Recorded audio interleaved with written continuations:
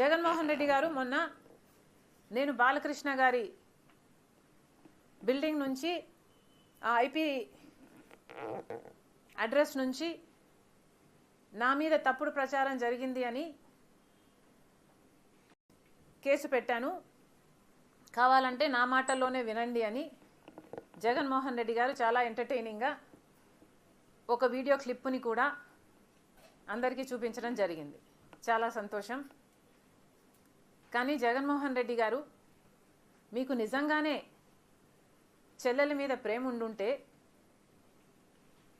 మీకు బాలకృష్ణ గారో లేక Balakrishna building IP address నుంచో మీ చెల్లెల మీద తప్పుడు ప్రచారం జరిగింది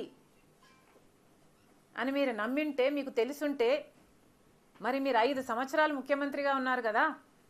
ఆ ఇష్యూ జరిగిన తర్వాత 5 సంవత్సరాలు మీరు ముఖ్యమంత్రిగా ఉండి ఏం గాడిదలు కాశారండి? ఎందుకు ఎంక్వైరీ వేయలేదు బాలకృష్ణ మీద? మీరు ఇప్పుడు చెల్లెల మీద ప్రేమ ఉన్నట్టు మీరు మాట్లాడుతున్నారే.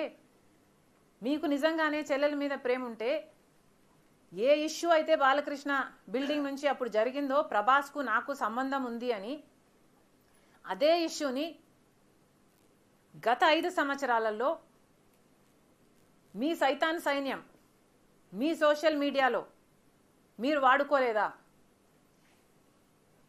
నేను ఏ రోజైతే కేసు పెట్టానో,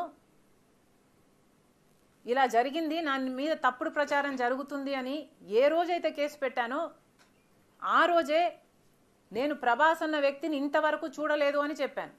ఈ రోజుటికి కూడా నాకు ప్రభాస్ అంటే ఎవడో తెలియదు. ఈ రోజుటికి కూడా చెప్తున్నా, ఆ రోజు ప్రమాణం చేశా నా బిడ్డల మీద నాకు సంబంధం లేదు ఆయనతో అని.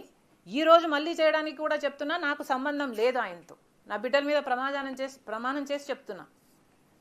జగన్మోహన్ రెడ్డి గారికి ఇవన్నీ తెలిసి కూడా నాకు క్యారెక్టర్ లేనట్టు, నాకు ఆయనతో సంబంధం ఉన్నట్టు గత 5 సంవత్సరాలలో మీ సైతాన్ సైన్యం చేత ప్రాపగాండా చేయించలేదా? మీకా చెల్లెల మీద ప్రేమ ఉన్నది, సిగ్గుండాలి కదా.